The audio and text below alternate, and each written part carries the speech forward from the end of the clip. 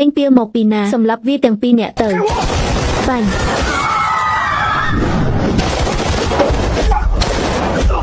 វាខ្លាំងពេកហើយដកថយជាងរញាប់ដកថយលោកធ្វើមិនចង់ពីការទេគុំរញាប់លេងខ្ញុំឡានអ្នកឯងនៅឯណាអាឡម៉បកាមមិនបាច់ទៅមន្ទីរពេទ្យទេអីនេះកើតឡើងបានយ៉ាងម៉េចលោកជានរណាឲ្យប្រកាសថ្លៃព្យាបាលមុខរបួសក្នុងឡាញគ្រឿងខានផ្លូវចិត្តបុករួមទាំងបាយឆាយ៉ាងឆ្ងាញ់របស់ខ្ញុំតាមរយ័ន្តលោកតាមវិភ័យឬអរគុណសម្រាប់ជីវិតនិងវិជ្ជាសាស្ត្រដ៏អស្ចារ្យនេះសូមអង្វរលោកត្រូវការប្រាក់មួយម៉ានទៅឲ្យទាំងអស់ជួយសង្គ្រោះលោកខ្ញុំមិនទាន់ប្រមូលផងថ្ងៃត្រង់ចេះអាញាធមប្រកាសជារឹបអូស្រទេសខ្ញុំហើយលោកតាខ្ញុំព្រឹកមិញនេះឈឺជាមុខរបររកស៊ីរបស់ខ្ញុំណាស់បើគាត់ឆ្លងមិនផុតទេត្រកូលសុខពួកយើងចាប់ហើយឈិងហ៊ានជំពាក់ជីវិតលោកមួយទៅថ្ងៃមុខទោះត្រូវចូលព្រៃកាត់ភ្លើងក៏ខ្ញុំមិនខ្លាចដែរគឺទឹកភ្នែកស្រីស្អាតនឹងឯងធ្វើឲ្យលឿនបញ្ចប់ឲ្យលឿនខ្ញុំត្រូវត្រឡប់ទៅលក់ទៅវិញគ្រឹះត្រកូលធ្វើឲ្យលឿនលោកតាយ៉ាងម៉េចហើយខ្ញុំបានអញ្ជើញគ្រូពេទ្យទៅតាមម្នាក់មកលោកតាឯងចិត្តមិនរួចទៅហើយឯងទៅរកបណ្ឌិតស្មីជាអ្នកជំនាញប្រព័ន្ធប្រសាទនិងសរសៃឈាមបេះដូងលំដាប់ពិភពលោក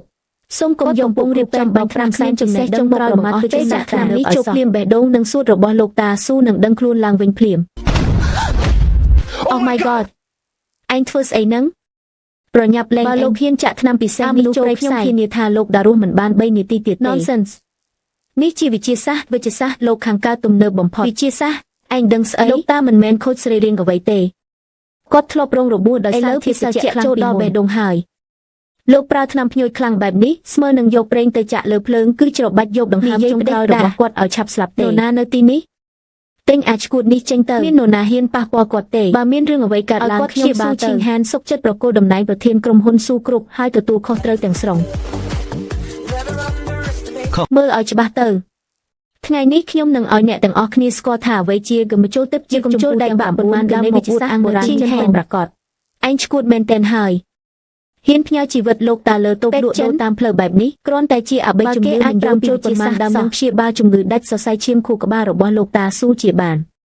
ខ្ញុំលោកប្រញាប់លេបម៉ាស៊ីនវ៉ៃចលនាបេះដូងនេះចូលប្រយ័ត្ននៅលាកថ្មី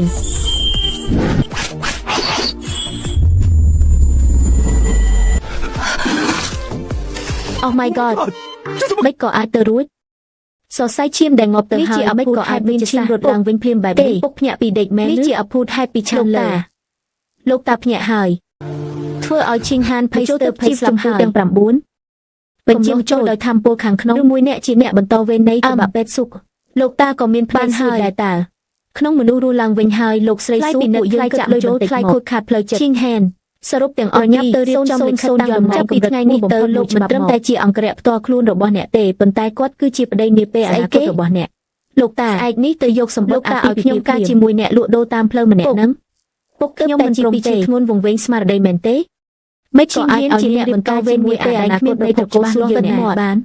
នរណាហ៊ានប្រឆាំងខ្ញុំនឹងបណ្ដេញចេញពីក្រុមប្រឹក្សាភិបាលត្រកូលស៊ូតែប៉ុណ្ណឹងហើយលោកខ្ញុំនឹងដកហូតតំណែងគេភ្លាមចេញពីក្រុមប្រឹក្សាភិបាលត្រកូលស៊ូបែបនេះហើយលោកយាយសូមផ្ញើឈីងហ៊ានលើត្រកូលស៊ូរបស់ពួកឯងចិត្តខ្សែទៅហើយហ៊ានមកដណ្ដើមថ្នាំជាមួយក្រុមហ៊ុនឡុងថេងយើងត្រកូលស៊ូមិនខ្សែត្រកូលស៊ូខ្ញុំទិញក្នុងតម្លៃ2ដងនៃតម្លៃទីផ្សារមិនស្ដាប់ចង់ស៊ីកណ្ដាប់ដៃមែនទេលោកស្រីស៊ូខ្ញុំទូនមាននាងកុំឲ្យមុខមិនយកមុខដៃរបស់ខ្ញុំ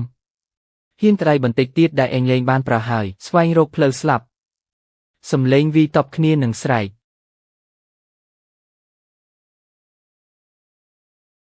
ពូកែវីតបមានប្រយោជន៍ស្អីឥឡូវជាសម័យកាលនៃដើមទុនបងប្អូនអ្នកភូមិ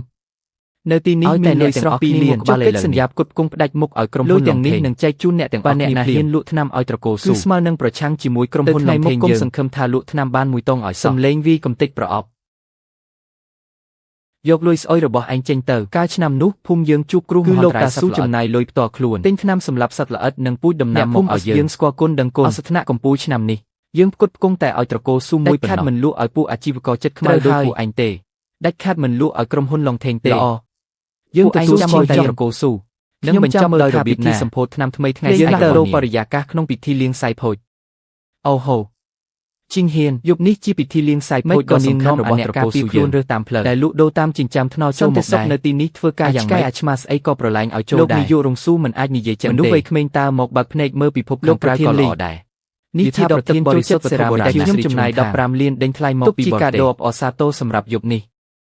អូហូ លោកចៅពិតជាចំណាយ15លានទិញវត្ថុសិល្បៈតែចេញពីលោកាពីសប្តាហ៍មុនលុយរបស់លោកបានមកពីខ្យល់បក់មកមែនទេអាជនបត់លក់ដូរតាមចិញ្ចាំថ្នល់ដូចឯងចេះស្គាល់ពីរឿងវត្ថុបុរាណជាតិមានសមត្ថកិច្ចណាស់សេរ៉ាមិកឃីវស្រីជ្វងថាងប្រើប្រាស់ថ្នាំពណ៌ខៀវស្រួយនិងមានស្នាមកម្រិតដែលជ្រាបចូលសាច់ដីដោយធម្មជាតិនៅលើដបនេះមានគែមស្រួយស្រាវច្បាស់ណាស់ថាជាការធ្វើឲ្យចាស់ដោយប្រើអាស៊ីតអ្វីដែលប្លែកសាច់បំផុតនោះគឺអ្នកធ្វើដំណាប់ប្រហែលជាមួយគេដំណាប់តាមសញ្ញារីជ្វងថាងក៏ដោយតែនៅខាងស្ដាំផ្នែកខាងក្រោមបែរជាសល់អក្សរអង់គ្លេសទៅវិញលោកប្រធានលីភ្នែកលោកល្អតើចង់មកមើលចិត្តបន្តិចទេសំឡេងភ្ញាក់ផ្អើលនឹងសាច់ចំអកពីភ្ញៀវឯងចាំមើលចុះយើងចាំមើលគ្នាសំឡេងដើរចូលបន្ទប់សម្ងាត់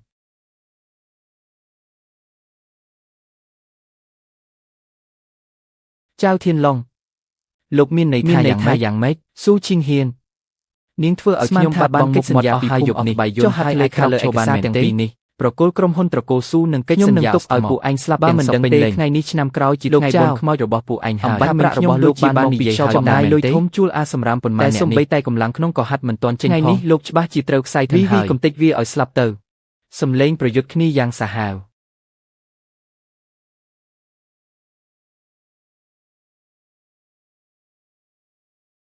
លោកចៅភ័យតក់ស្លុតនឹងលុតជង្គង់